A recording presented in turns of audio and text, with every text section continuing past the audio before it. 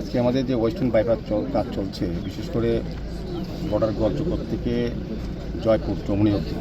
রাস্তাটা বেহাল অবস্থা, মানুষের চলাচলে খুব অসুবিধা হচ্ছিল, রাস্তা জল জমে যাচ্ছে এবং পাশে ড্রেনেজ সিস্টেমটা বন্ধ হয়ে কাজ করার সুবাদে যারা এজেন্সিকে দায়িত্ব নিয়েছিল তারা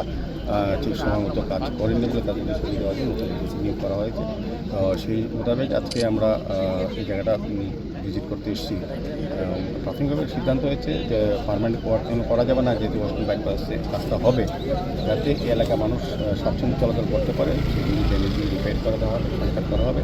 এবং জলের ব্যবস্থা যাতে যে বর্ষার সময় জল জমে, প্রতিটি বাড়িতে জল জমে দিয়ে দেবে, সেগুলো তারা এখন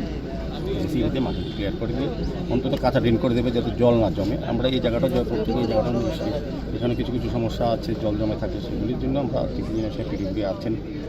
পিডিগুলি আধিকারিক আছে, আমাদের কমিশনার সাহেব আছেন, আমাদের কর্পোরেটর যিনি এই 35 এবং 36 তুষারান্ত পরিচার যে আমার নিজের দেখভাল আছে, আমাদের বিভিন্ন লিডাররা আছে এবং মোটামুটি আলোচনা হয়েছে কিছুদিন এই বর্ষা যাতে এই এলাকার মানুষ কিছুটা রিলিফ পায়। পারমানেন্টলি ওয়ার্ক করা যাবে না এখন,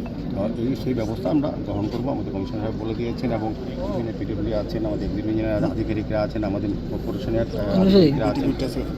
বাস্তবতা আছেন, তারাও কিছু কিছু জায়গায় এই কাজগুলি যেটি বাকি আছে এটি করার চেষ্টা করছে। কাজে